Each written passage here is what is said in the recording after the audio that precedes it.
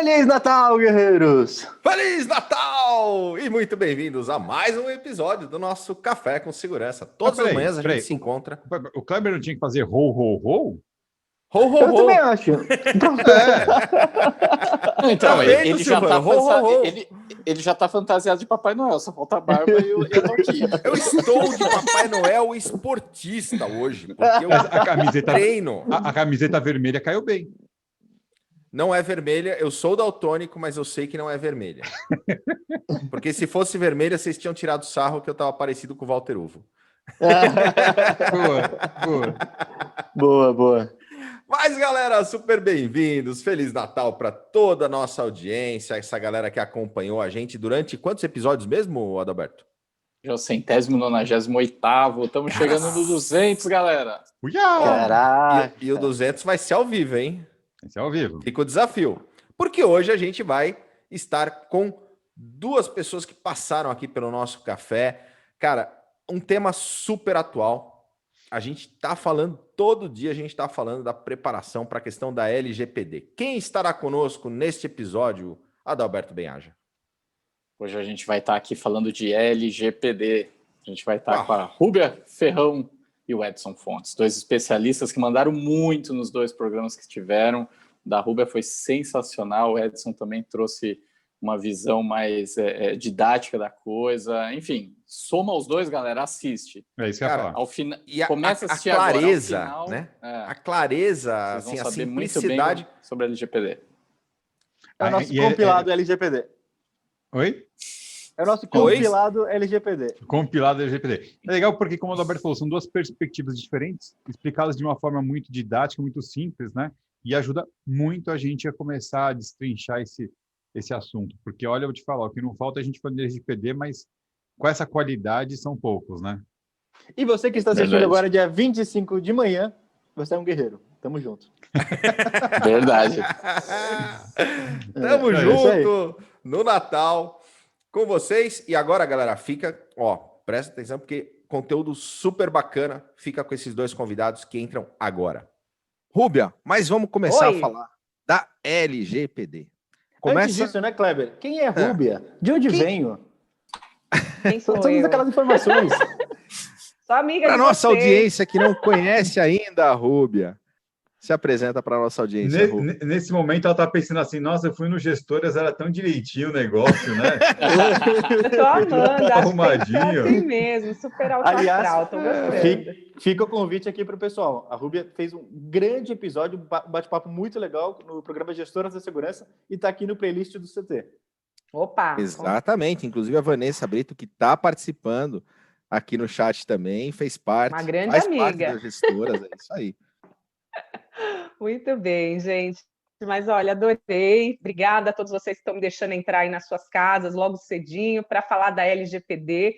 Eu sou a Rúbia Ferrão, eu sou advogada e professora de Direito Digital e Proteção de Dados Pessoais. Também sou mestranda em Direito Civil pela USP, especialista em Constitucional.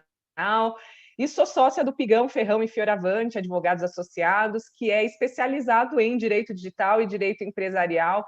Então, a ideia é passar um pouquinho da minha experiência nessa área. Esse ano já completa 15 anos que eu tenho atuação na advocacia em direito digital, mas já trabalho com isso bem antes, ainda desde a época de estágio. Então, já passei por muitas águas aí voltadas a esse assunto. Então, a ideia é poder compartilhar um pouquinho com vocês dessa minha vivência e desse assunto que eu diria que é o assunto do momento, né? Tem deixado aí todo mundo atento ao que precisa fazer, tem gente que está bem preocupado.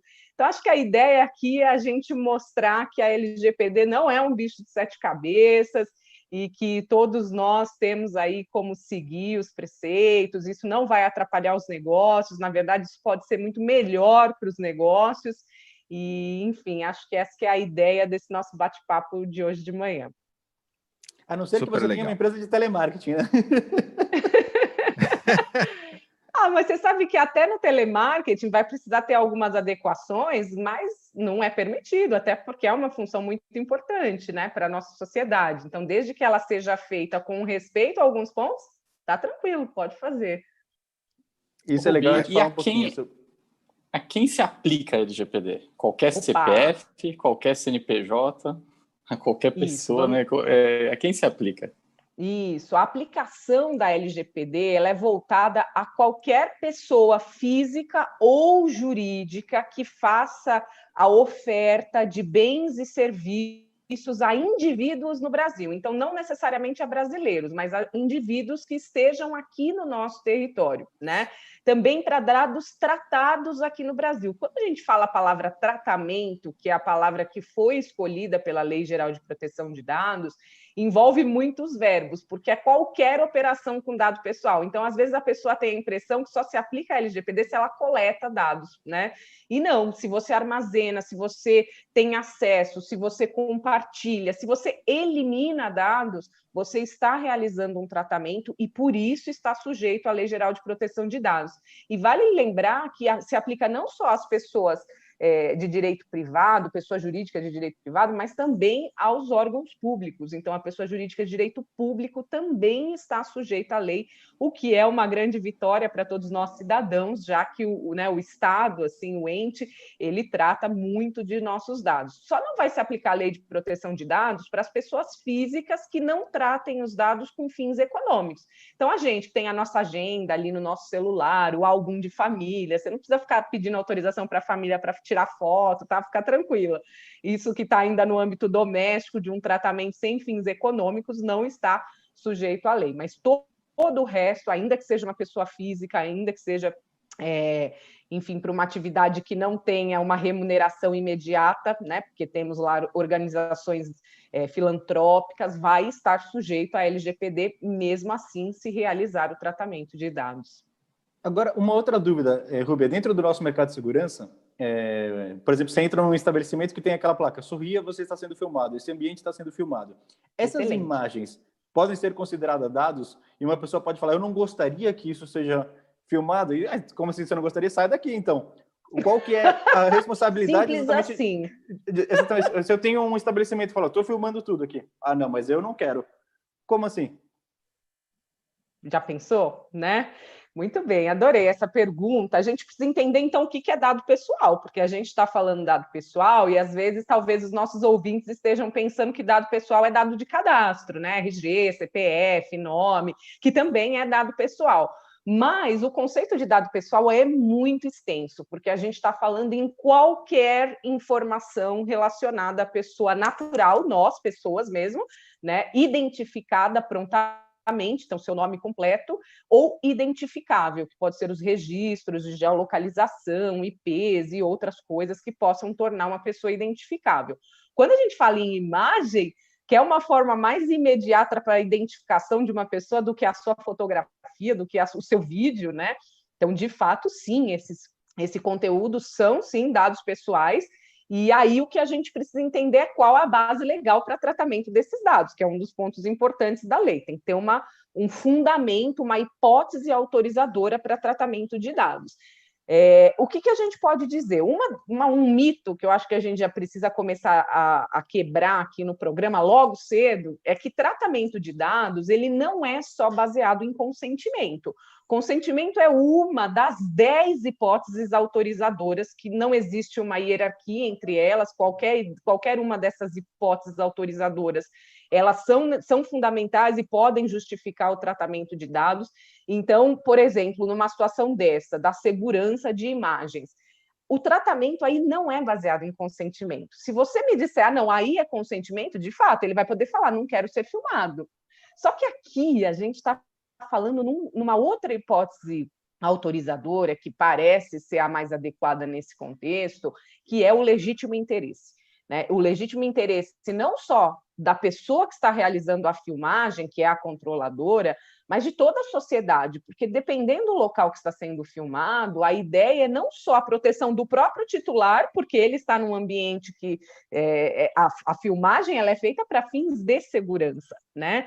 Então, não só para a sua própria segurança, mas para a segurança de todos aqueles que circulam ali no ambiente. Então, existe uma base legal que é o legítimo interesse, mas que ele exige que você faça um teste de proporcionalidade, porque o legítimo interesse do controlador, que é quem está decidindo ali por realizar a filmagem, ele não pode se sobrepor ao interesse do indivíduo, aos direitos desse indivíduo que é titular de dados. E aí, justamente por isso, Christian, que é recomendado você colocar uma plaquinha avisando, olha, titular de dados, você, pessoa que está circulando aqui, tem uma câmera aqui. Então, não enfie o dedo no nariz, né? Não faça alguma coisa aí que você não queira, porque senão, veja, eu vou estar vulnerando o direito desse titular. Agora, se você vira para mim e fala, vou colocar uma câmera no banheiro, que segurança que eu vou garantir dentro do banheiro? Me parece que num ambiente como esse, privacidade e intimidade são direitos que se agigantam em prol de um direito à segurança, que seria esse que a gente está tentando tutelar. Então, câmera no banheiro não tem legítimo interesse para isso. Talvez teria que ser aí sim um consentimento, que seria extremamente estranho, né? Um exemplo aí bem mais, enfim, esdrúxulo, assim, para que a gente possa entender essa situação. Então, apontar aonde tem uma câmera de segurança, e isso vale para monitoramento em qualquer contexto, de e-mails, de internet, de câmeras, de ligação e tudo. O ideal é que você retire essa expectativa de privacidade desse titular para que evite que ele revele coisas aí que possam deixá-lo numa situação mais vulnerável.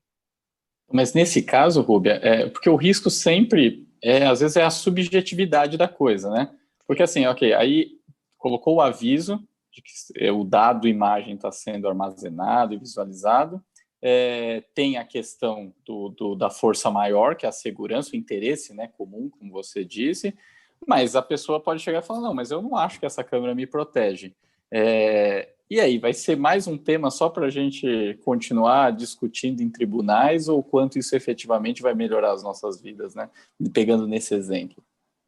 Isso, na verdade, o titular, ele tem esse é um outro ponto extremamente relevante na lei, que são os direitos do titular. Ele, inclusive, pode se opor ao tratamento, ele pode falar, não, eu não concordo com esse tratamento que você está fazendo. Só que aí vai competir, se isso acontecer e o controlador, que é quem está fazendo as imagens do local, ele tem numa situação como essa, para mim é muito, na verdade, eu não vejo aí, de certa forma, grandes desafios, porque a gente sabe que é normal em determinados ambientes você ter uma câmera de segurança, e a gente elevou a segurança muitas vezes, né, nessa sociedade que vivemos, a segurança ela está ganhando de privacidade nesse contexto, câmeras na rua, câmeras em residências, as pessoas estão abrindo mão de parte da sua privacidade em prol dessa segurança. Então, se você demonstra que você tomou todas as cautelas, né, para fins de armazenamento dessas imagens, está sendo respeitada a finalidade do tratamento. O que é a finalidade? Nós estamos falando aqui, é o tema do nosso café, segurança. Então, eu tenho que respeitar essa finalidade, porque o que pode acabar acontecendo, e a gente vê os incidentes de segurança, é quando há o desvio da finalidade. Então, a pessoa está lá com uma câmera de segurança e acabou pegando ali uma situação picante de alguém, ou alguma situação engraçada de alguém, e aí se acha no direito de tirar aquelas imagens daquele contexto. Qual contexto? Segurança, e usar aquelas imagens para uma coisa jocosa, num WhatsApp, para viralizar, virar meme, não sei o quê. Aí tem direito de oposição. Veja, você desviou a finalidade. Mas enquanto se está naquela finalidade para fins de monitoramento e segurança, dificilmente o titular conseguiria se opor a isso, que já vamos dizer assim, ainda antes da lei de proteção de dados, nossos tribunais já têm decisões que entendem que esse tipo de contexto de segurança é admissível e é esperado numa vida em sociedade. E nesse exemplo, só uma coisinha, só pegando esse exemplo, então, aí teve a imagem, a pessoa teve o consentimento, está avisado, aí alguém pegou a imagem e utilizou ela para uma situação jocosa, como você citou. Aí, nesse caso, como a gente enxerga onde responsabilizar? Porque aí a gente vai ter o fabricante do produto, onde armazena os dados, a gente tem a empresa que fez a instalação da câmera, a gente tem a empresa onde está a câmera, e a gente tem a pessoa que pegou a imagem e jogou na rede. E aí, como trata toda essa cadeia, né? Tipo, porque isso é uma preocupação, porque a gente sabe que na maior parte das vezes as leis são criadas para mais punir do que educar, e normalmente os CNPJs são mais prejudicados que os CPFs.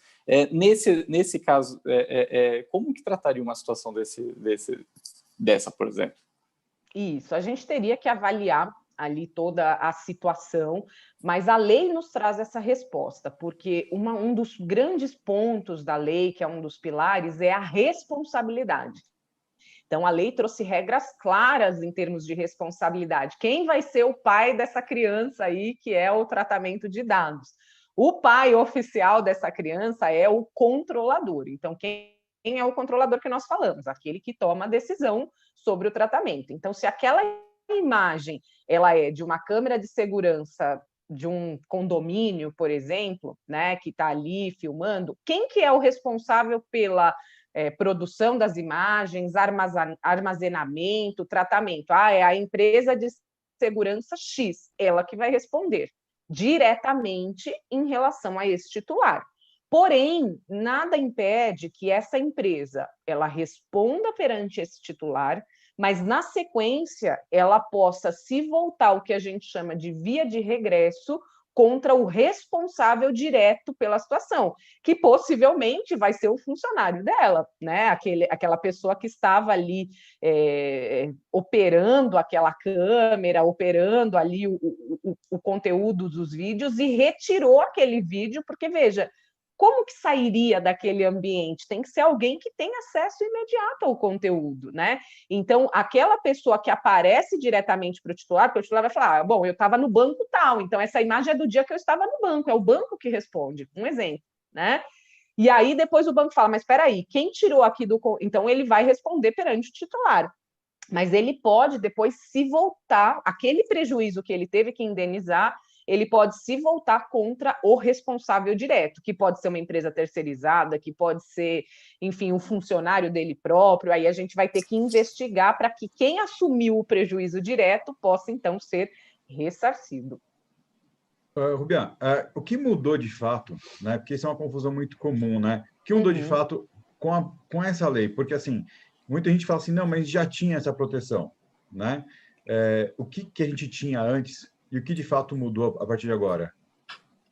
Que legal essa pergunta, viu, Silvano? O que mudou em relação à proteção de dados? Porque, de fato, como você disse, a gente já tinha proteção de dados como reflexo, inclusive, da privacidade, da intimidade, de outros direitos aí que nós temos até mesmo na Constituição.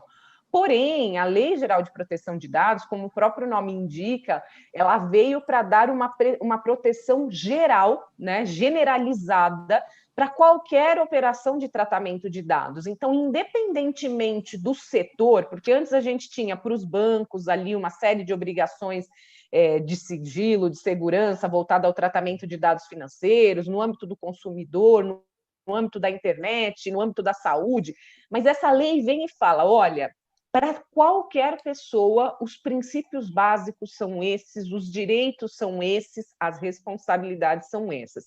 Então, se a gente pudesse colocar o principal, primeiro, a lei devolve para nós, titulares, pessoas físicas, o direito sobre os nossos dados. Engraçado isso, né? Porque a gente pode parecer uma coisa óbvia, mas não era. Os dados estavam sendo tratados como ativos corporativos, como, enfim, direitos de bases de dados, qualquer coisa menos dados dos cidadãos, né? A quem se referem. Então, acho que essa é uma grande vitória da lei que fala, opa, peraí, vocês querem tratar dados, tudo bem, não tem problema nenhum, tá, gente? Tratar dados é ótimo, é excelente para a sociedade, deve ser fomentado, senão a gente não sai do lugar enquanto sociedade, então é ótimo isso, a gente tem resposta para várias coisas, claro que pode ser, só que é aquilo, a gente pode usar para o bem ou para o mal, e o que a lei quer é evitar que esses dados sejam tratados para o mal, né? Que a gente tem um limite ético aí no tratamento desses dados. Então, se eu fosse separar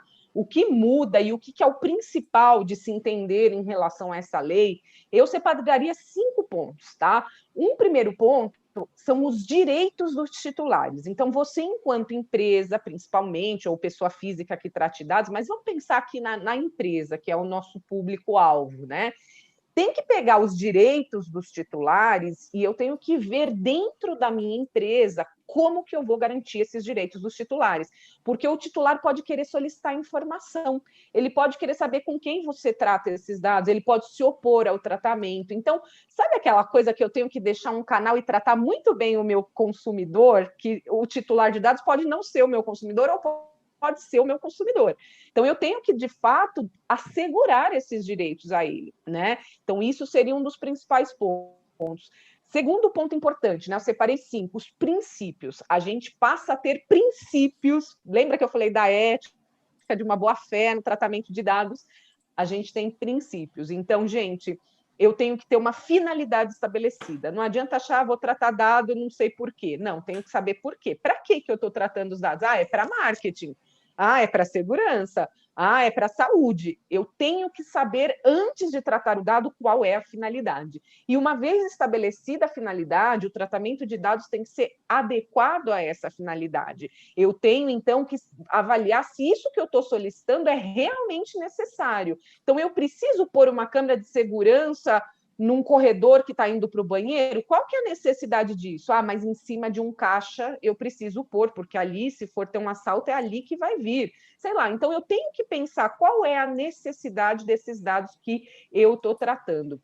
E eu tenho que dar transparência ao meu titular, eu tenho, enfim, que ter medidas de segurança e prevenção, e eu estabeleci, embora a segurança seja um princípio da lei, eu coloco, então, essa como um quarto ponto fundamental da lei, já que não só porque é aqui o título do nosso programa, então vamos chamar atenção para a segurança, né, para puxar a sardinha aqui para o nosso lado, mas brincadeiras à parte, o que eu costumo dizer é que segurança, até então, ela era aí um padrão de conduta, um standard, né, uma melhores práticas, enfim, a gente tinha os ISOs da vida e tal, algumas resoluções do Banco Central sobre segurança, mas fato é que a lei de proteção de dados, então, meus amigos de segurança, olha a área, ó a área subindo, né? Porque agora a segurança é um dever legal. Não existe proteção de dados sem segurança, né? Como que eu protejo esses dados? Com segurança. E a lei estabelece como obrigação legal. Não tratar dados com segurança faz o tratamento ser irregular. A penalidade é muito grave. Então, por isso que eu falo que a área de segurança subiu, né? Meus amigos aí de todos os setores voltados à segurança, subiu porque vai ser obrigatório comprovar a adoção de medidas de segurança. E quando a gente fala em medidas de segurança, é qualquer situação aí acidental ou ilícita que possa gerar destruição, perda, alteração, comunicação ou difusão dos dados. Porque às vezes a pessoa pensa que o incidente é só o vazamento, né? Mas vamos pensar, vocês são empresas, vamos supor, de câmeras, como disseram. E se o nosso cliente fala, olha, eu tive um assalto no dia tal, eu preciso das imagens daquele dia. Perdi. Não tenho. Veja, isso é um incidente. Ele contava com a gente ter aquele dado armazenado, mas por conta de uma rotina de backup que não foi feita, sei lá o quê, isso se perdeu. Eu tenho uma nuvem, né? Não a nuvem de um dia lindo como esse, mas a nuvem de tecnologia, que é um servidor virtual que armazena minhas fotos. Imagina, fotos é a nossa principal recordação, que hoje está na nuvem. Não é? Quem revela fotos? Quase ninguém mais, né? Revela uma outra, mas às vezes eu me surpreendo quando eu abro o meu celular e eu tenho, sei lá, 13 mil fotos, 15 mil fotos. Eu falo, gente, que loucura isso. Eu estou falando de 2 anos no máximo, né? Então, assim, é muita coisa. Imagina perder essas fotos da nuvem, que são as suas memórias de vida. Isso é um incidente gravíssimo. Então, a gente tem que começar a pensar em segurança antes de tratar dados, né? O que então eu posso fazer para evitar esse acesso indevido? Se eu estou lá, eu criptografo aqui o meu banco de dados para que não tenha, eu treino o meu colaborador para que ele não faça um meme daquilo engraçado que ele viu dentro do elevador. Então, eu preciso, de fato, adotar medidas de segurança. E o quinto ponto fundamental da lei, separando nesses 5 direitos, princípios, segurança... Não, quarto ponto, bases legais. Qual bases legais? As hipóteses autorizadoras de tratamento. A lei não proíbe nada. Posso vender dados? Posso, mas eu tenho que ter uma base legal. E geralmente venda de dados, consentimento. Provavelmente vai ser essa base que vai ser necessária. Mas eu tenho muitas bases legais. Isso é uma coisa interessante. Por exemplo, eu posso vender dados. Ok, eu vendo os dados. E o que essa empresa que comprou faz com os dados? Eu também sou responsável? Se eu vendi os dados para essa empresa? Olha que legal, né? Perante o titular, talvez, porque vocês podem ser considerados co-controladores desse dado. Então, aí, no caso, teria que fazer um contrato com a empresa, o que ela vai fazer com os dados, e ela não poderia repassar, ou se for repassar, a pessoa que passou os dados tem que saber que esses dados serão vendidos e poderão ser repassados. Isso, inclusive com quem você vai compartilhar, né? Que talvez é uma forma de você ir se afastando dessa responsabilidade. E assim, os contratos serão fundamentais, porque às vezes no contrato que você vai falar, olha, empresa, você se obriga a cumprir a lei de proteção de dados. E se obrigar a cumprir a lei de proteção de dados, é isso, é respeitar esses pontos que nós estamos falando, é investir em segurança, é não ter desvio de finalidade, é ter uma base legal autorizadora. Então, os contratos, se eventualmente você responder perante esse titular direto, você possa se voltar via de regresso a essa empresa que tratou o dado indevidamente, né? Agora, então, assim, voltando... Pode falar, Christian. Pode falar. Até uma outra dúvida que o pessoal coloca aqui, né? Só para não perder o fio da meada. Você acha que, em algum momento, o LGPD pode atrapalhar o mercado de segurança? E eu falo em relação a tecnologias como reconhecimento facial? Porque isso... em Londres tem acontecido, né? Londres é o país que tem mais câmeras por pessoa, e até saiu uma notícia ontem na Isto É, que está também no portal da Revista de Segurança Eletrônica, que a polícia de Londres foi julgada por fazer um reconhecimento ilegal por fazer um reconhecimento facial como um ato ilegal. Porque na verdade, eu vejo o contrário, Christian. A lei de proteção de dados vem para ajudar e evitar coisas erradas, né? Por quê? Porque é aquilo que você falou. Bom, para mim, na verdade, para a área de segurança, a lei é extremamente benéfica, porque a lei está falando, invistam em segurança. Então, eu acho o contrário. Então, para a segurança, a gente tem, né, efetivamente um fomento. Pode falar, Dalberto. Eu também acredito que tem essa possibilidade, mas sempre o receio é de como as leis serão interpretadas e normalmente quem vai efetivamente julgar isso, o quanto vai ter a questão da competência técnica, enfim. Mas ok, isso daí é outro tema. Mas, por exemplo, indo um pouquinho mais para o nosso dia a dia, para a nossa realidade. Por exemplo, o controlador é quem possui o equipamento ou é aquela pessoa que opera o equipamento? Porque, por exemplo, essa seria uma primeira pergunta. Tá, peraí, vamos organizar, então. Deixa eu terminar aqui a dúvida. O Adalberto tem que ser assim, gente. Desculpa, viu? Bom, mas eu vou chegar em todas essas. Nem que a gente fique aqui até meia-noite, a gente organiza. Foi rápido, foi 20 segundos de pergunta. Até foi rápido, né? Mas vamos lá, vários pontos. Só voltando aqui um pouquinho do Christian, né? A gente precisa entender que a lei de proteção de dados, na minha ótica, ela traz segurança jurídica. Eu já sei hoje o que são as exigências.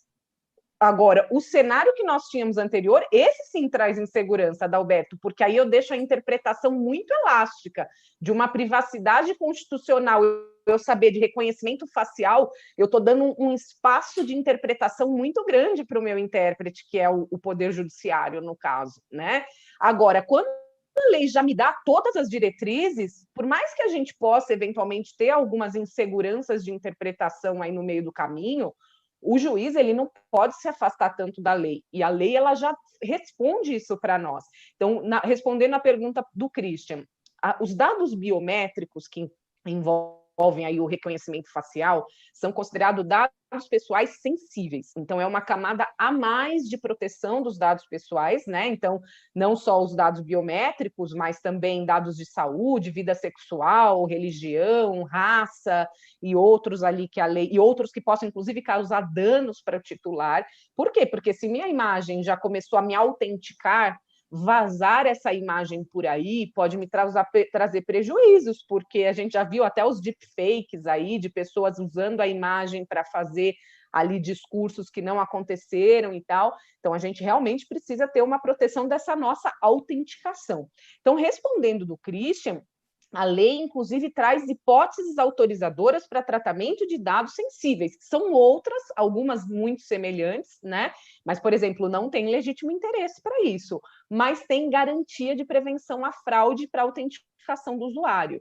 Então, para fins de segurança, essa leitura biométrica, ela se justifica. Só que quando a gente fala em segurança pública, aí saindo um pouco da segurança privada, mas entrando, já que você mencionou aí a polícia, né, e tal, entrando na segurança pública. A segurança pública, ela ainda é uma das exceções voltadas aqui à lei de proteção de dados, repressão criminal, porque vai ter uma lei específica para isso. Mas nós já temos uma diretriz para o poder público, porque o grande embate de segurança é até que ponto o poder público entra no vigilantismo. Então, até que ponto que essas tecnologias são utilizadas para não segurança, mas sim para vigiar, que hora que está saindo, o que está fazendo, está indo para um partido político diferente, enfim, N situações que podem causar grandes danos para nós cidadãos, tá? Mas, de um modo geral, a lei fala de dados biométricos, ela vai dar hipóteses autorizadoras para usar. E uma delas é garantia e prevenção à fraude, segurança, autenticação do usuário. Então, a gente tem uma base legal para isso. E entrando aqui na pergunta do Adalberto em relação ao controlador, a lei traz esse conceito para nós. Então, controlador é aquele que toma decisões sobre o tratamento. Se você toma decisões, eu quero colocar uma câmera aqui, ali, eu vou salvar na nuvem tal, eu vou contratar esse funcionário que vai ficar aqui operando, ele vai fazer isso, então você é o controlador. Só que dentro desse universo da segurança, a gente vai tendo a empresa que instalou o material. Essa empresa que instalou, provavelmente, ele só se enquadra no conceito de operador. O que é o operador? Que faz o tratamento de dados a pedido do controlador. Então, ele não toma decisões. Se o controlador falar, põe essa câmera aqui, ele vai lá e coloca. Armazena isso aqui, ele vai lá e armazena. Deleta isso aqui, ele vai lá e deleta. Agora, se o operador toma uma decisão, ele está descumprindo talvez uma instrução lícita do controlador. Por isso que o contrato aqui fala, as instruções são essas. Se você sair uma vírgula dessas instruções, você passa a responder junto comigo, ainda que você seja operador, então você vai responder junto comigo. Ou você pode, inclusive, virar um controlador, porque você tomou a decisão. Você pegou aquelas imagens e falou, nossa, olha, reconhecimento facial, que legal, posso aproveitar para ver se a pessoa está gostando do meu produto e fazer uma análise de perfil de venda. E aí, quando você tomou essa decisão, tirou aquela finalidade, você que era só um operador, você se torna um controlador. Então, o que precisa ficar claro é que não é estanque. Eu não posso dizer, você sempre vai ser esse controlador, você sempre vai ser esse operador, porque são decisões que são tomadas. Se você só cumprir ordens de alguém, a chance de você ser o operador é muito maior. Agora, se você passa a tomar decisões, ainda que microdecisões nesse processo macro aí de tratamento de dados, você passa a responder por aquelas decisões tomadas. Rúbia, primeiro parabéns por ter lembrado da pergunta do Alberto, né? A gente sabe como é difícil isso, ele complica a vida dos convidados aqui. Mas deixa eu fazer uma pergunta. Será que é interessante, por exemplo, a BHC ela é uma integradora? Será que seria interessante ela, a partir de agora, ao final do projeto, ela vai lá dar um termo de aceite? Eu terminei o projeto, entreguei para você, até para poder cobrar devidamente do cliente, né? E ter o direito de cobrança sobre o projeto ali contratado. Será que é interessante que nesse aceite ele também já coloque ali que, olha, estou entregando para você o ferramental solicitado. A partir de agora, a responsabilidade é sua com relação às questões da LGPD. Será que é legal já colocar isso para provocar essa isenção, para ele no futuro dar algum problema? E o quanto isso protege de fato, né? Porque assim, legal então, só mencionar, né, que você mas só mencionar tem que estar protege. De acordo. Porque no nosso caso ainda tem mais coisas assim, Roberto, que nem você disse sobre a imagem foi e perdeu a imagem. Pô, aí tem lá um instalador que foi lá, colocou o gravador e o HD. Aí teve um incidente, foi ver o HD, deu problema. Tipo, e aí? Mas você dá manutenção no HD, então você guardava os dados. Quer dizer, pode virar complexo isso. Ou a lei esclarece 100% esse tipo de coisa? Então, isso, na verdade, são os nossos princípios gerais. Então, quando acontece um incidente, que eu acho que a gente pode até falar um pouquinho mais sobre isso já, mas só para responder aqui o Silvano também, Na verdade, pode ser, a partir desse momento é seu, pode, mas eu diria, Silvano, que essa preparação de estabelecer os limites de responsabilidades, isso começa na contratação, não é na entrega do projeto. No contrato, vai ficar estabelecido o que é sua responsabilidade, se você é controlador ou se você é operador, até onde você pode decidir o tratamento, quais são essas orientações lícitas, então, que estão sendo tratadas, como agir em relação a incidente. Então, no momento, a gente fala que o contrato é o namoro, né?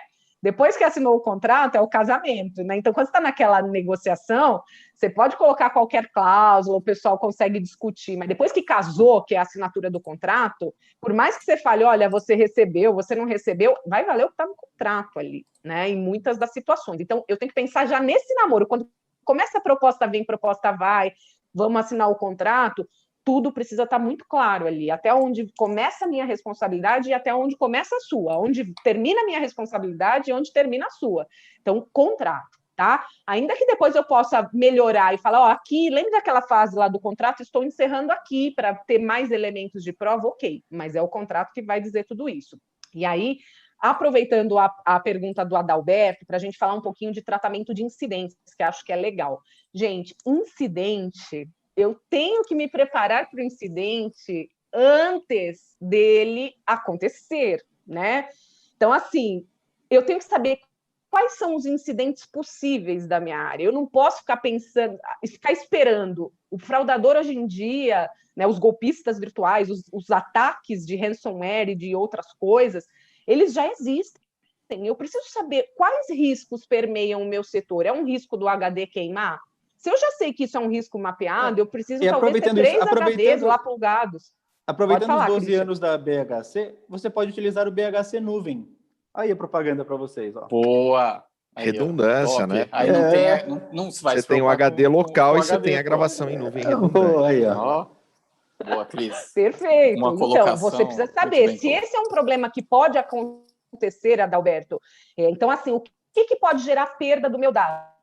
Pode ser uma pessoa humana que chega com esse dedinho mágico e faz deletei, né?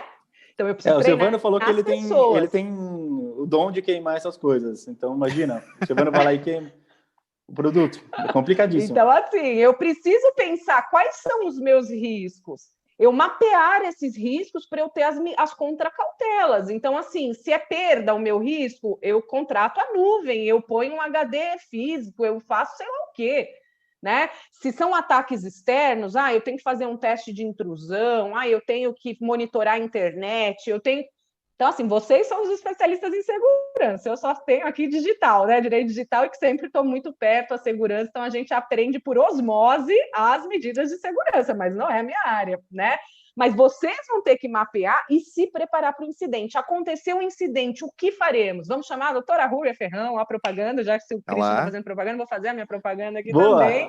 Então você me chama, porque uma parte importante do incidente é a preservação de provas, porque é o que o Adalberto falou. Mas como que eu sei se é responsabilidade minha, se é do cara?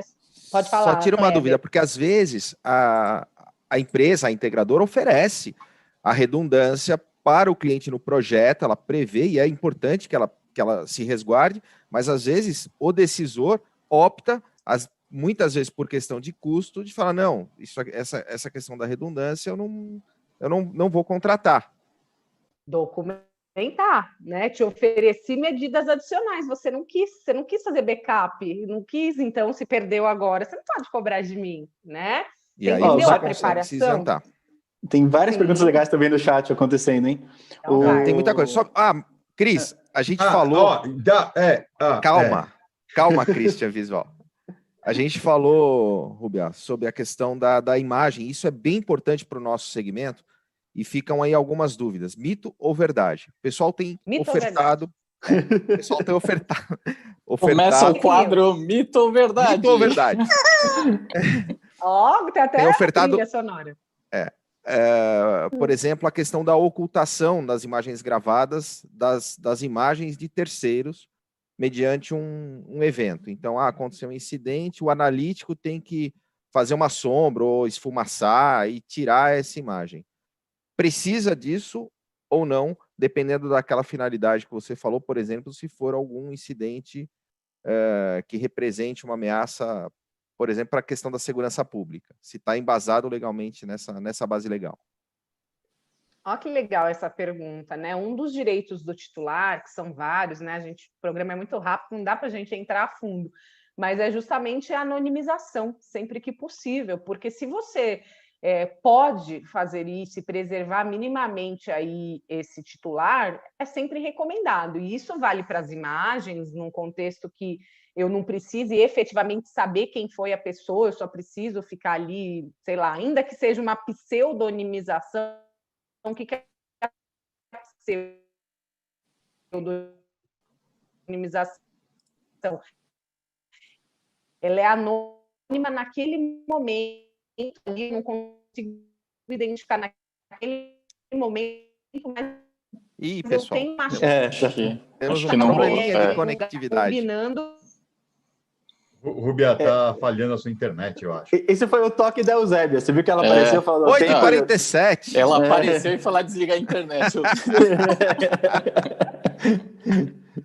Caramba. Vamos ver se ela não acredito. Voltou, pelo menos o áudio tá aqui com a gente.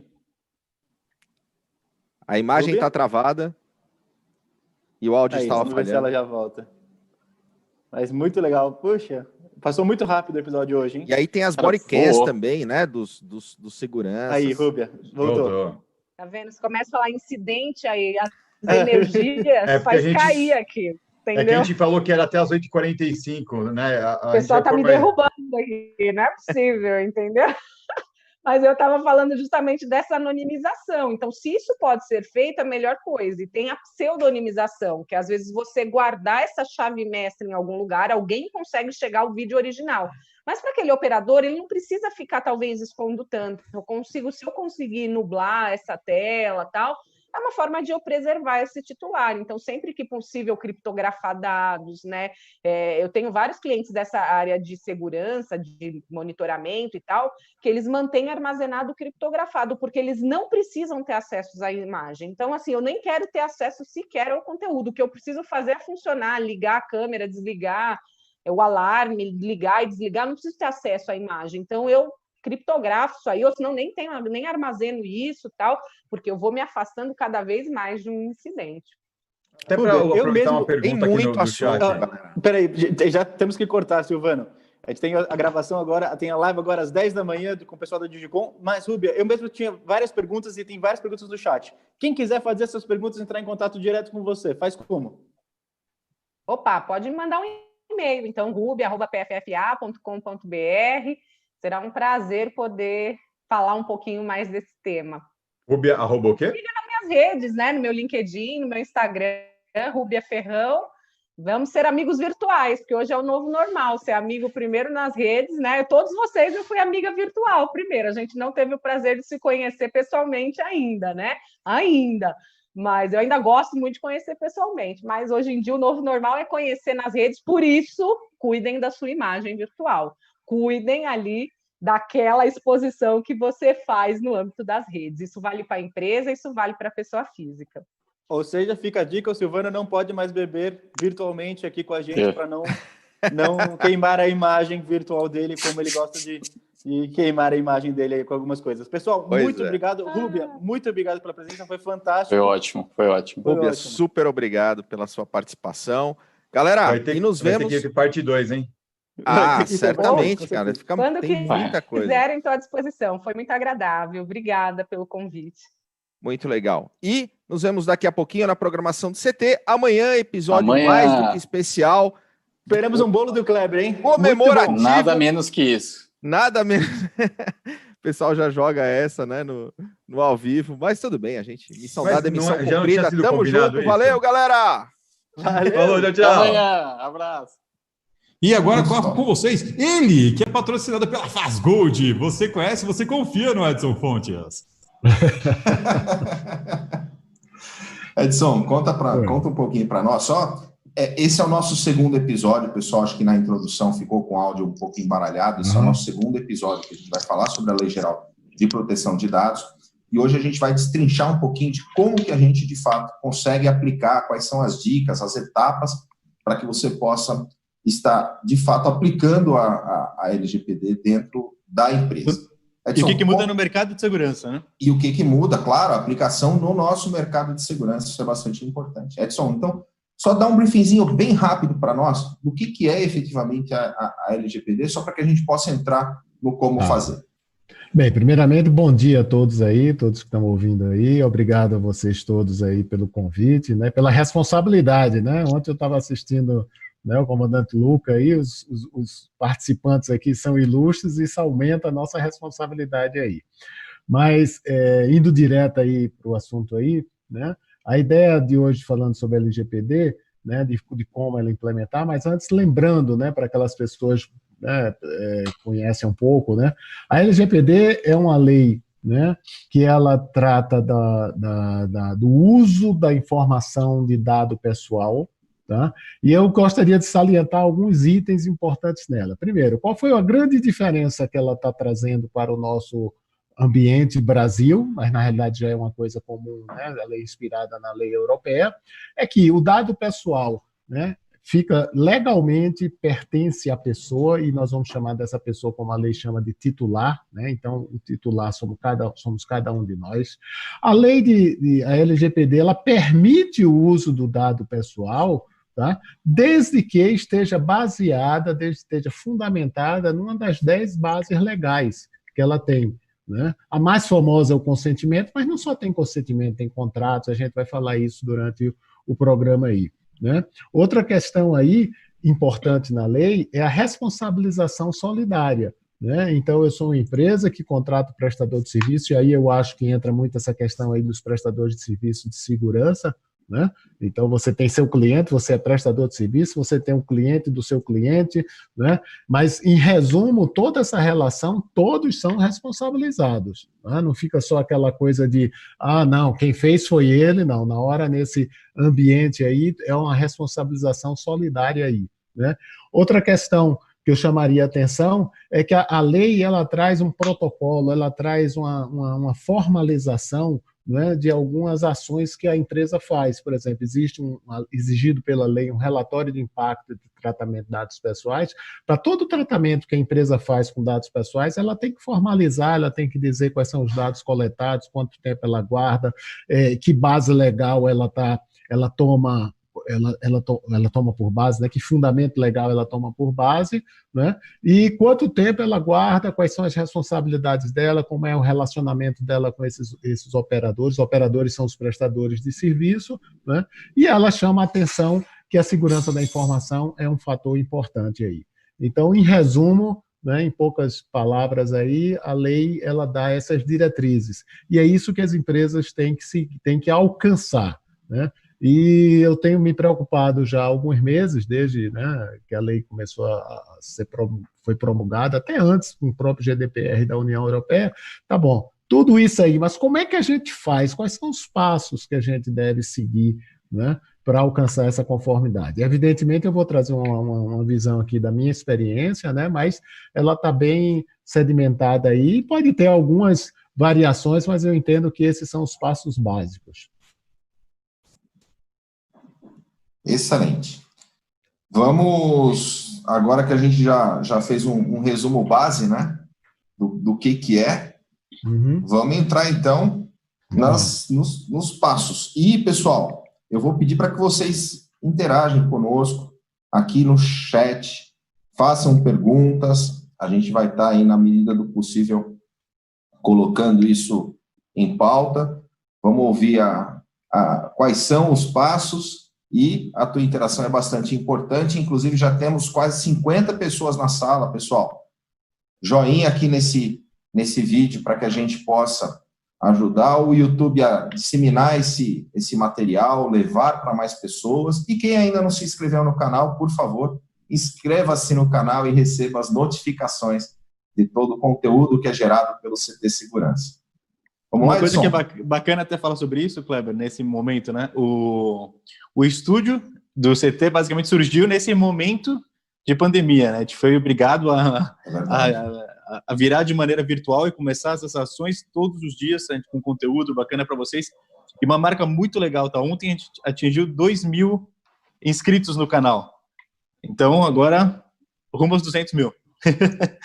Mas, assim, muito obrigado a todos vocês que estão aí junto com a gente, basicamente em 3 semanas, né? Verdade. Muito obrigado a todos aí que estão junto com a gente e acordam cedo para tomar um café junto com a gente aí. É por isso que eu acordo cheio de energia aqui, gente. Muito bom. Eu queria começar perguntando quando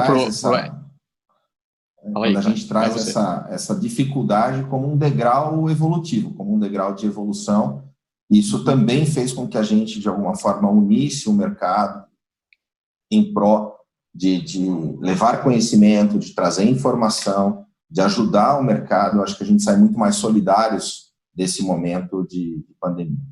Uma coisa que eu queria ressaltar aí também, falando sobre LGPD, que o Edson vai com certeza discorrer bem pra caramba, é que muitas vezes as pessoas vêm perguntar assim, mas de novo LGPD, né? É importante entender que a LGPD, além de ser uma matéria, entre aspas, nova, porque por mais que ele já havia um embasamento constitucional, mas agora tem toda uma lei, toda uma preocupação em volta disso, né? Ele engloba muita coisa no nosso mercado. A gente tem vários pontos ainda para a gente discutir e explorar, né? E cada convidado que a gente traz está enriquecendo mais ainda esse conteúdo. Isso é muito legal. E afeta todas as organizações, né? Desde as maiores às menores, tá? Evidentemente, cada organização ela vai ter que fazer a implementação coerente com o seu porte, com o seu tipo de negócio, né? Mas os fundamentos, as diretrizes, eu até vi uma pessoa colocando, né, que a LGPD era muito como uma diretriz daquelas ações que você deve fazer. E eu gostaria de complementar, antes, alguém tem alguma pergunta aí, mas antes de fazer a pergunta, né, eu falei a LGPD tem a questão das bases legais, que quando a gente usa o dado pessoal, a gente tem que estar ancorado, né, com uma dessas bases legais. A gente pode entrar em detalhe quais são elas aí, eu citei 2, né, o consentimento e o contrato, e tem outra coisa muito importante, né, da LGPD, que são os princípios. Na realidade são 10 princípios, mas tem 3 princípios que são fundamentais, que todo mundo que estiver tratando com dado pessoal ou estiver prestando serviço, né, ou contratando serviço, tem que estar lembrado, né, que é a questão da finalidade, adequação e necessidade. O que é isso?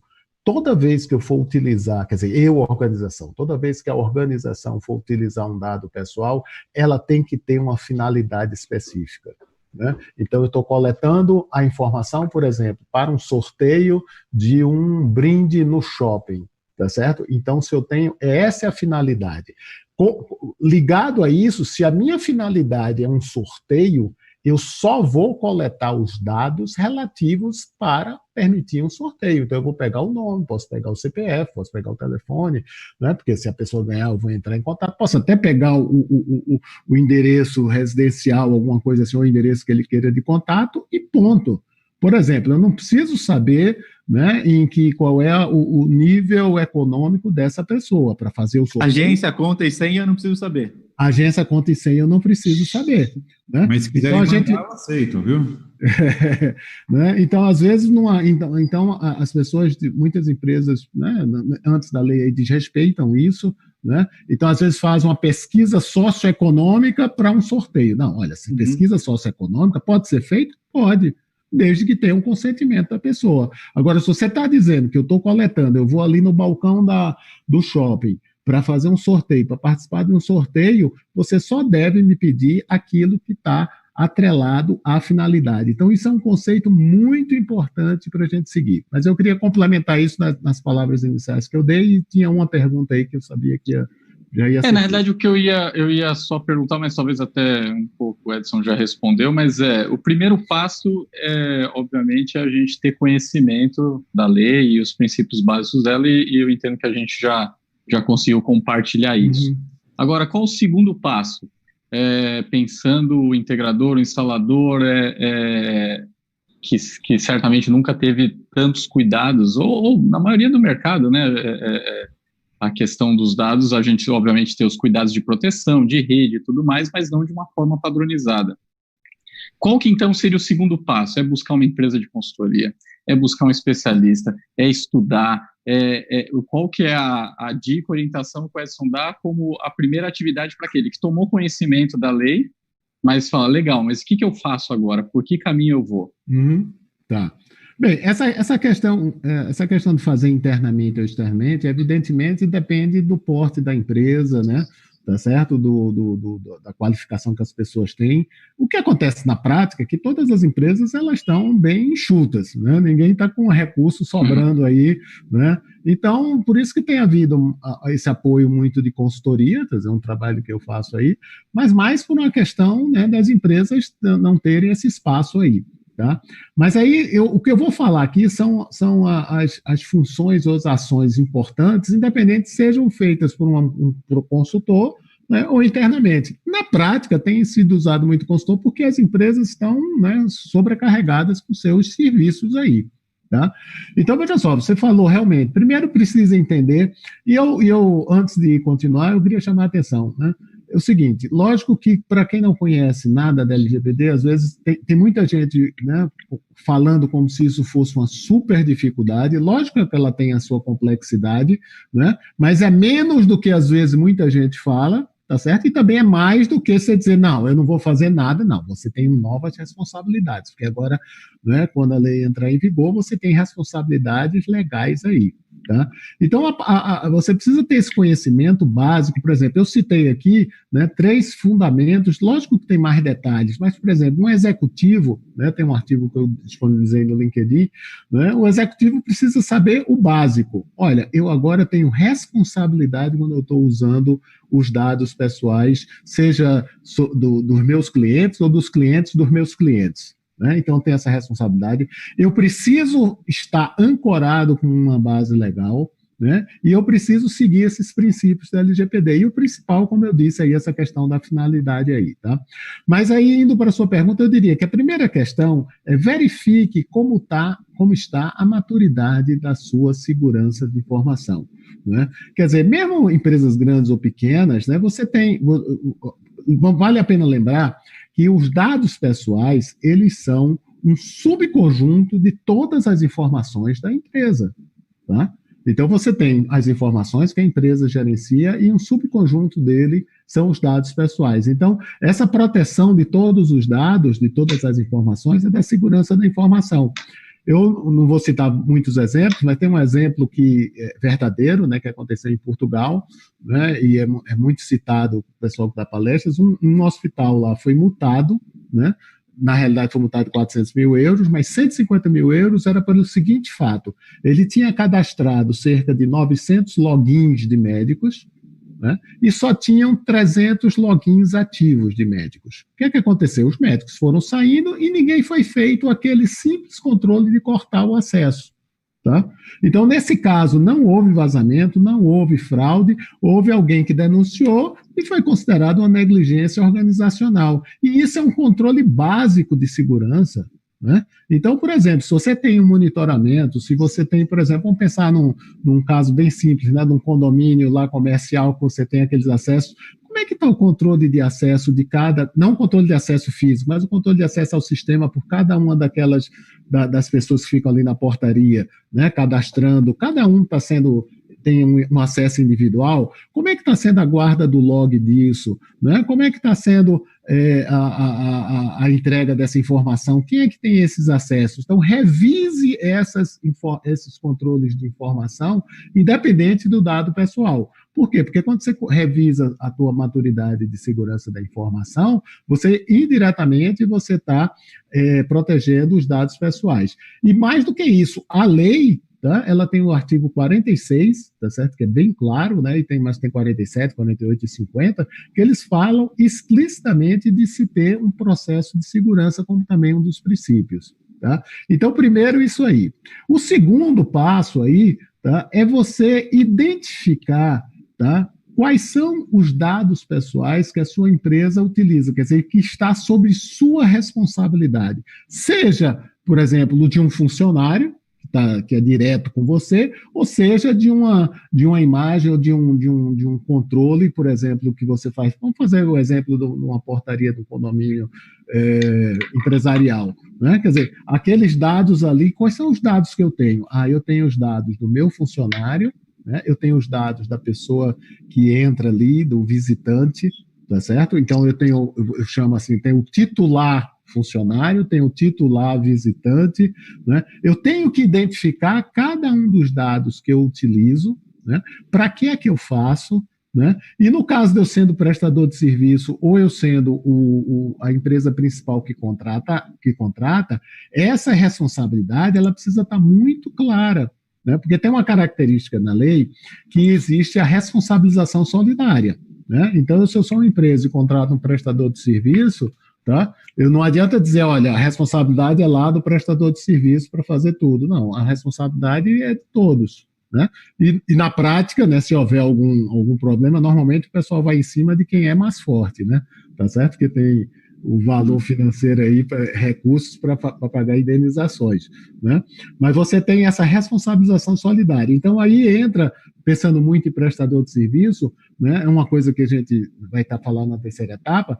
Todos os contratos, né, dos seus prestadores de serviço, você como cliente ou você como prestador de serviço, tem que ser revisto para ficar muito claro a sua responsabilidade em relação ao tratamento de dados pessoais, né? Deixa eu só fazer uma... O pessoal da ISS Inteligência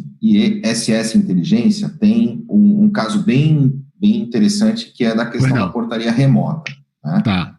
E aí ele fala, o que uma empresa de portaria remota, de forma bem prática, e essa é a questão, o pessoal ouve muito, né, teorias sobre a Lei Geral de Proteção de Dados, mas não sabe exatamente o que fazer. E essa tua informação, ela é muito densa, né? Ela é muita informação, e a gente quer passar de forma prática o que ele precisa fazer para estar de acordo com a LGPD. Então, respondendo a primeira parte da tua resposta foi a avaliação. Essa segunda parte de identificar os tipos de dados pessoais, no caso da portaria remota, é uma densidade muito grande de dados. Porque... Mas ela tem o tipo do dado pessoal, por exemplo, ela vai ter o visitante e o morador. Me ajudem também. Ela tem isso, ela tem os dados do morador, celular do morador, ela conhece do a visitante também. Mas do visitante ela do prestador de serviço. Pronto. Então, veja só. Então, ela precisa identificar, por exemplo, do morador, com certeza ela vai ter mais dados do que o do visitante. Sim. Isso, porque do morador, às vezes você tem as pessoas que moram na casa, né? Tem uma série de... né? Então, você tem o titular morador, né? Pegando esse exemplo aí. Eu tenho o titular prestador de serviço, vamos supor, aquele prestador de serviço que vem todo dia. Né? É um cara que ele não é o, né? Tá certo? Ele todo dia está ali, né? Então você já cadastra, né? Você tem, e às vezes você tem o titular visitante, que pode ser, mesmo que eu diga, eu vou falar com fulano no apartamento 401, tá certo? Né? Como é seu nome? Edson. Ele já pegou meu nome, tá certo? Sim, já é um dado que ele coletou. Já é um dado. Então veja só, o que ele tem que separar eu tenho titular morador, eu tenho titular visitante, eu tenho titular prestador de serviço e, vamos dizer, eu tenho titular funcionário, porque pode ser que mesmo com a portaria remota você tem funcionários ainda do condomínio. Claro, né? Claro. Tá? Então, nesse exemplo, né, foi legal aí, né, a gente já identificou 4 tipos de titulares. Tá? Então, eu tenho que identificar isso e eu tenho que saber quais são os dados que eu tenho, né? Qual é a minha responsabilidade, quer dizer, eu tenho que proteger esses dados, né? Acho que nesse caso aí os dados até mais delicados são os dados dos moradores, né? Porque até você vai ter uma quantidade maior, né? Eu como visitante não e aí você tem o grau de familiaridade, o grau de parentesco dessas pessoas. Então, mas tem os veículos dessa pessoa, você tem se ela tem pet ou não. Isso. Aí uma dúvida, tá? Por exemplo, essa empresa que faz a gestão de portaria remota de 10 mil condomínios e tem todos esses dados. Só que essa empresa não vai fazer nada com esses dados a não ser abrir a porta para o cliente e fazer a segurança dele. Ele precisa mudar alguma coisa nessa responsabilidade? Ele precisa no seguinte sentido. Por exemplo, eu tenho... Vamos pegar esse caso que a gente falou, né? O dado do morador, que é o mais complexo aí, tá certo? Eu tenho o dado do morador. Por que é que eu tenho esse dado do morador? Eu só posso ter um dado pessoal se eu tiver um fundamento legal. Eu tenho esse dado. E uma finalidade, né? O para quê? Isso. Então, primeiro, qual é a base legal? Eu tenho um contrato com o condomínio. Minha base legal... tá certo? Do titular morador, é meu contrato que eu tenho com o condomínio. tá certo? Qual é a finalidade? A minha finalidade é a segurança, né, do ambiente, tá certo? Então, mas, por exemplo, isso hoje a empresa já tem. Ela já tem o contrato com o condomínio e ela já faz a segurança. Mas ele não tem isso explícito, essa base. Ó, cai uma dúvida que o Adalberto pode até nos orientar aí. Porque, normalmente, o contrato é feito na empresa de portaria remota com o condomínio assinado pelo síndico. Eu preciso ter alguma coisa individualizada com o morador que está passando esses dados na hora que eu estou fazendo uma coleta específica dele? Olha, é interessante, veja só, o contrato é com o condomínio. É interessante que o condomínio, né, tenha essa informação para os moradores, tá certo? Que o condomínio, tá certo? O condomínio, ele é uma organização, ele também precisa ter uma política de tratamento de dados pessoais. Uma coisa simples. Olha, moradores, eu só passo os dados pessoais para uma questão de segurança, né? Então, quando a gente fizer convênio com a portaria remota, o contrato com a portaria remota, eu vou passar os dados exclusivamente para essa proteção, né? E aí o próprio condomínio, tá certo? É aquela questão de, olha, a gente vai passar esses dados aqui, tá certo? Eu tenho que dizer, como você até lembrou, nem me lembrava, né? Que tem PET, que tem isso, tem aquilo, tá certo? Né? Tá certo? Agora, eu sendo do lado da empresa de portaria remota, tá certo? Eu disponibilizaria para os moradores, olha, nós somos portaria remota, nós temos uma proteção de dados, nós utilizamos esses dados exclusivamente para a sua proteção, né? Legalmente, ele tem contrato com o condomínio, e o condomínio é que se relaciona com os moradores, mas como isso é uma coisa muito nova, minha sugestão é que ele esclarecesse também para os moradores isso. Tá? A gente só guarda essas informações para essa proteção, tá certo? E, por exemplo, alguém vai ter que decidir, né? Por exemplo, pensando no visitante, né? Esse log de visitante vai ficar armazenado durante quanto tempo? Até onde eu entendo, eu acho que não tem uma legislação nem federal, nem municipal aí de quanto tempo tem que guardar esse log, né? Porque pode ser o log só falado, eu sou Edson, eu quero falar com fulano no apartamento, ou eu estou no condomínio empresarial e vou lá e me cadastro e vou visitar uma empresa tal. Eu tenho que guardar esses dados durante um tempo, né? Se não tem nenhuma legislação obrigando a isso, eu tenho que definir, tá certo? Quanto tempo eu vou guardar isso, né? E aí entra também a questão da razoabilidade. Olha, a gente guarda 6 meses, porque, vamos dizer, num condomínio empresarial, pode ser que a polícia daqui a um mês venha querer saber se alguém entrou, se não entrou, né? Mas se vai ser 6 meses, 3 meses, se não há lei sobre isso, eu tenho que definir, né? Então, antecipando, isso já é um dos itens que deve ter no regulamento, nas políticas de tratamento de dados pessoais. Fala, Roberto. Legal. Bom, começa a ficar um pouco mais claro nesses exemplos onde a gente menciona o condomínio ou até o cliente sendo uma pessoa jurídica, do quanto o cliente tem suas responsabilidades. E aí eu acho que é importante também, então, começar a ficar claro que a empresa de portaria remota, o instalador, o integrador, ele tem suas responsabilidades, mas o condomínio ali tem as dele também, e é importante a gente tomar cuidado para a gente não começar a assumir responsabilidade que não é 100% nossa também. Agora, na lei, ela está falando o instalador, do integrador, exatamente, da empresa de segurança. Porque senão é comum, aquele negócio, né? O cliente é assaltado e ele culpa a empresa de segurança, né? E não a sociedade que tem bandido, né? Mas, enfim, ou o poder público que não o protegeu. Mas a questão é importante ter esse entendimento para assumir as responsabilidades que efetivamente é de cada um, até para também precificar tudo isso na cadeia. Agora, na lei, é mencionado a criação da função encarregado de dados, encarregado de proteção de dados, alguma coisa assim. Essa figura, essa função, ela é uma função do órgão fiscalizador ou de cada empresa? Cada empresa vai precisar ter o seu encarregado de dados. E se for de cada empresa, precisa ser uma figura externa ou pode ser uma pessoa de dentro da empresa? O encarregado é uma figura da empresa, da organização, tá certo? A lei brasileira, LGPD, ela foi mais simples na função do encarregado do que a lei europeia. A lei europeia chama o DPO na lei europeia tem mais responsabilidades, né? Mas o encarregado, ele é o ponto focal da organização, né, em relação a qualquer questão sobre dados pessoais. Então, a autoridade nacional, se quiser alguma informação, vai pedir a ele. E, por exemplo, se eu quiser ter um condomínio empresarial e eu digo, olha, condomínio empresarial, eu quero saber quais são as informações que você tem sobre Edson. Eu fui muito aí o ano passado, eu quero saber o que vocês têm. Eu vou mandar um e-mail para esse encarregado. Tá? Então, esse encarregado é uma pessoa de dentro da organização.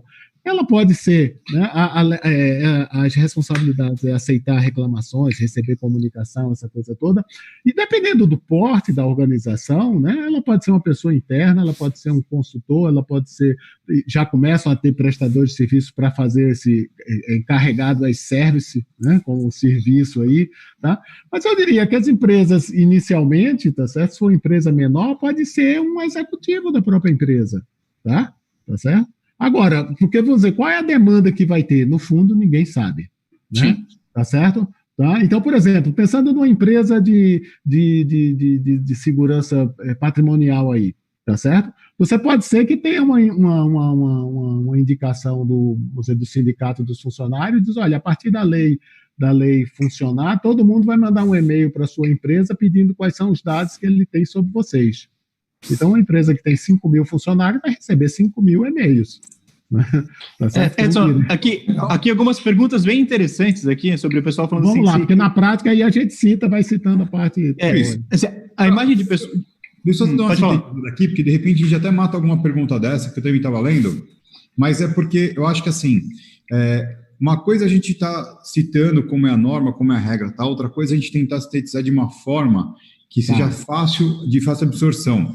Eu estou aqui esse tempo todo pensando, desde as outras lives, né, falando disso, porque a gente vê lá atrás, por exemplo, outros tipos de leis que falam sobre comércio, de uma forma geral, que parecia ser um bicho de cabeça, mas que na prática se resumia a você pôr uma plaquinha na porta do empreendimento. Então, levando para uma portaria remota, para um negócio desse tipo, que é onde mais surgem dúvidas hoje, tá certo? A hora que eu chegar no meu empreendimento, eu colocar uma placa lá, né? Você está sendo filmado. Seus dados são registrados para controle e segurança do empreendimento. Ponto. E você tiver um documento dentro da guarita ou algum documento que alguém possa falar assim, olha, eu quero questionar, eu quero saber aonde isso aí está gravado. Aí tem um documentinho bonitinho, olha, seus dados são gravados numa nuvem ou num DVR em segurança, criptografado, caso queira ter acesso a mais informações aos seus dados, entre em contato com esse e-mail. Pum. Lá no estatuto do próprio condomínio, já reza lá que esse condomínio, desde tal data, utilize um sistema assim de segurança que armazena as informações desse jeito, que é de responsabilidade do condomínio parará, e todos os condôminos que trazem visitantes, que recebem visitantes, são solidários com essa informação também do visitante, sob sua responsabilidade parará, pum, tá lá. Ou seja, o cara entrou, o estatuto do condomínio faz parte da vida útil dele, ele tem obrigação de ser consciente disso. O cara entrou como visitante, ele está vendo que ele está sendo filmado e que as informações dele são absorvidas para essa finalidade. Se alguém quiser questionar alguma coisa, tem um e-mail de contato para ele, né? Ou seja, gerei um processo, gerei uma informação, atribuir responsabilidades. De uma forma simples, né? Eu tirei esse monstro da minha frente, eu só preciso ter certeza da manutenção de que as informações realmente estão sendo armazenadas daquela forma, com a criptografia que foi orientada, no local que foi orientado. Caso, em algum momento, seja por qual for o motivo, alguém venha solicitar, está lá a informação. Na prática, é isso? Você disse uma boa percentual, tá certo? Quando essa pessoa prática aí, na realidade, você já deu o pico do iceberg. É por isso que ele é professor, né? Já resolveu. Para você construir isso, porque veja só, você disse que você... Acabou com as consultorias, você vai ter que guardar esses dados com segurança, tá certo? Tem um direito do titular, quer dizer, como eu disse, eu posso chegar num condomínio empresarial, ou numa organização, olha, o que é que vocês têm sobre Edson? Né? E você tem que dar essa informação, tá certo? Olha, a gente tem esses acessos, teve isso. Então, isso que você falou é o final. Tá? Quando você tem isso, você já está mostrando o que você tem, mas você precisa ter toda essa estrutura. Você não jogou o monstro para cima, você está dominando o monstro. Tá? Porque, na realidade, na hora, pessoal, que você está com um dado pessoal, é como se você tivesse com uma granada sem o pino, né? Você tá que se você considera, hoje, Edson, todas as empresas de segurança, considerando portaria remota ou até patrimonial, elas já têm esses dados. Né? Mas hoje ela já tem. Mas ela não tem uma formalização de por que ela tem esse dado. Com que autorização ela tem esse dado? Ela tem um contrato com o condomínio, por exemplo. Se eu no meu condomínio, se eu falar, eu não quero dar meu dado, eu não entro no meu condomínio. Legal, então isso precisa ser. Então vocês estão chegando a uma posição correta. Mas, por exemplo, isso precisa ser estruturado, isso precisa estar formalizado, isso precisa estar. Isso não é algo muito lógico. Por exemplo, eu, como morador, se eu falar, não quero botar minha digital e não vou passar meu RG. Cara, como você quer morar aqui? Não, então, aí entra o estatuto do condomínio, é outro problema, é outro problema. Mas, por exemplo, mas isso já é simples, né? Porque, assim, por isso que a empresa de segurança tem meus dados. Sim, mas veja só, a empresa de segurança pode ser questionada, tá certo? Por que você tem os dados? Então você tem que ter isso, por exemplo, num relatório de impacto que a lei exige, tá certo? Que não é tão complexo, mas também não é tão simples. Eu preciso ter esse relatório para dizer, olha, eu tenho os dados das pessoas do condomínio porque eu tenho um contrato com o condomínio. Eu tenho os dados do... Sim, se você tiver isso formalizado, tá certo? Eu tenho os dados do visitante porque o visitante, quando entrou, tá certo? Ele me deu, né? E pelo contrato condomínio eu tenho autorização para pegar esse dado e guardar. Agora, por exemplo, você vai ter que decidir quanto tempo você vai guardar isso. E outra coisa, você vai ter esses dados, como é que você vai proteger esses dados? Porque se você não proteger e vazar, você é responsável. Não, beleza, Edson, eu acho que assim, a narrativa é essa. Sim, isso ficou claro. A questão é, a gente dá o próximo passo, né? Porque a gente vem de portaria remota, que começou, na verdade, lá atrás, como automatização de portaria, tecladinho de senha, né? Automatizar o processo de entrada, que foi evoluindo para uma portaria assistida, que agora evoluiu também para uma portaria... Tem a captação da imagem também, né? Isso, então a gente foi elaborando cada vez mais. Então, nesse processo natural, né, o que muitas empresas que fazem portaria remota já têm, que tem lá dentro do seu bunker, as gravações armazenadas, os relatórios armazenados, a base de dados protegida, vai virar regra, independente do formato da portaria, de como você faz. Então, a ideia, o que é? A gente dá o próximo passo, então. O que é o próximo passo? É profissionalizar, de fato, a infraestrutura, né? Onde eu posso ter todas as comunicações de áudio da interfonia gravadas, eu posso ter toda a parte de dados do controle de acesso gravados, devidamente armazenados, que não vão ficar soltos ou que vão durar um dia, e eu tenho as imagens também. Então, o que é agora? O que a gente tem que ter como preocupação? Estabelecer processos, parâmetros junto com o condomínio, né? Casar isso com o condomínio, porque não é mais o que eu acho, é o que o condomínio determina, eu oriento o condomínio, ele determina, porque vai ter um condomínio que vai querer 5 dias, um que vai querer 15, outro que vai querer 30. Por exemplo, já que a gente não tem lei, então vale. Isso vai ter um custo de armazenamento que o cara vai ter que decidir. A lei pode falar se vai ser 15 dias, 30, mas o condomínio pode falar que é 90, mas aí isso vai ter um custo de armazenamento que é por conta do cara, o cara vai ter que ser consciente disso, né? E a partir daí, pronto, entrou em... Então, assim, é o que? É o próximo... eu estou pensando assim, muito no integrador, no cara que está querendo montar uma portaria remota, ou que tem a sua, ou que é com modo aberto, que é o cara que faz funcionar uma portaria presencial. A preocupação dele é na isenção daquilo que está sendo feito, porque uma coisa é eu ir lá e montar uma infraestrutura, entregar funcionando, depois o cara faz um mau uso disso, o cara vai lá e pega um casal trocando carinhos no elevador, falando de uma forma suave, né?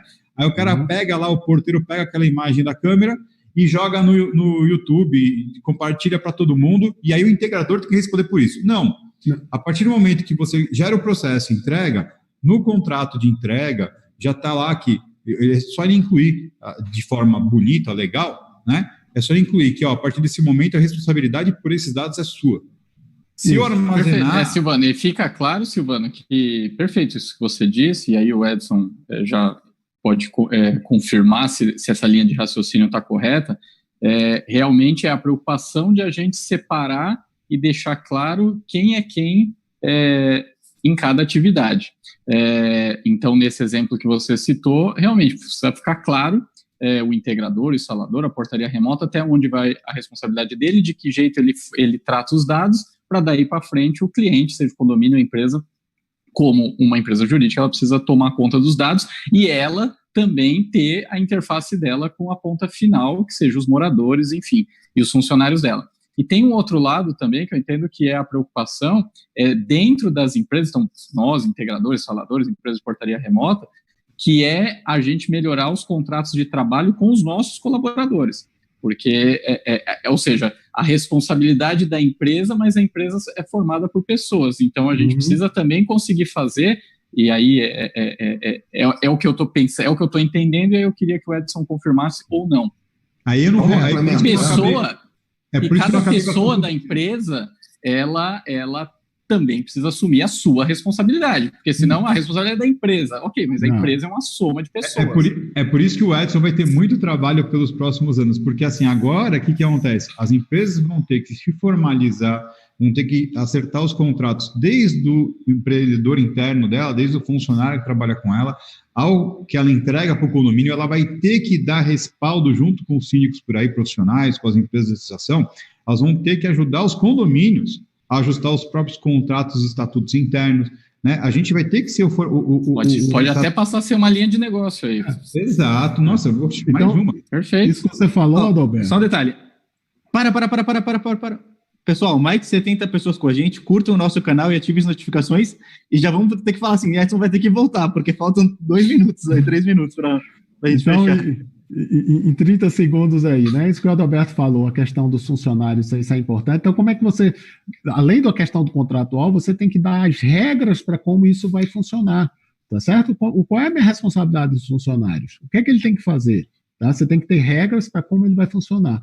E uma outra coisa aí tem que ficar muito claro as responsabilidades de cada um. Então, se o integrador só fez a entrega da infraestrutura, tá certo? E alguém vai fazer a gestão, veja só, o tratamento de dados vai ser de responsabilidade de quem está fazendo a gestão. Né? Você que deu a infraestrutura, agora você tem a responsabilidade de dar uma infraestrutura capaz de atender a lei no sentido, olha, ela grava log, ela grava imagens, ela grava durante o tempo, mas quem vai fazer a gestão é que vai ter as responsabilidades dessa guarda desses dados. Então, é muito importante, por isso que essa questão da responsabilização solidária aí, de ficar muito claro qual é a responsabilidade de cada organização nesse processo aí, tá? Perfeito. Eu ia só complementar, Alberto, complementando, tem casos, por exemplo, a gente visita centrais de monitoramento que o pessoal proíbe o operador de entrar com o seu celular, para que ele não possa tirar uma foto, ou fazer um registro, ou fazer um filme e vazar essa informação que não é a finalidade específica, ou anotação, tenta evitar anotação e tudo é imputado no sistema, no ERP, enfim. Pronto, então, isso aí, desculpe, é uma regra, tá certo? É proibido entrar com o celular na sala de monitoramento, isso é uma regra de segurança, tá? Porque se houver vazamento, quem vai ser culpado? Quem vai ser? Vai ser a empresa.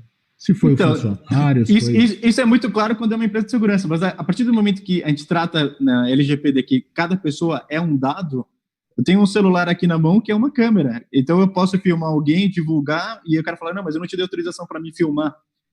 Gente, não vamos esquecer que a gente já aprendeu aqui anteriormente que já existe legislação na Constituição e tudo mais, prevendo, né, que o uso indevido de imagem, uma série de coisas, entendeu? O que a gente está falando aqui agora é de Big Data, armazenamento de larga escala. A LGPD ela veio muito mais nesse sentido, né? Mais para questões pontuais, por exemplo, para aquele cara que é um porteiro que tinha lá, há 10 anos atrás, uma câmera analógica preta e branca, num elevador que mais piscava que outra coisa. O porteiro, essa imagem jogou no YouTube, já tem lei prevendo que o cara vai responder civilmente por isso.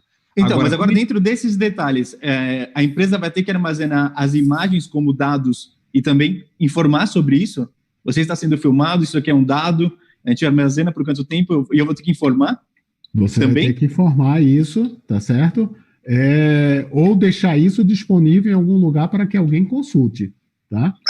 O Edson, 10 segundos. Existe alguma exceção por ser uma atividade que apoia na proteção das pessoas? Ou seja, o fato de ser uma questão de segurança, de preservação de vida e traz alguma exceção na LGPD? Sim, não, uma das bases legais fala sobre a questão de proteção da vida, questões de segurança, tá certo? Então, por isso que cada uso você tem que estudar um pouco mais detalhado para saber qual é a tua base legal, Tá? Eu acho que esse é um ponto importante, porque tem pontos aí que o nosso mercado certamente entraria nessas exceções. Entraria. Então, o que é importante é, para cada, em resumo, fechando aí, né?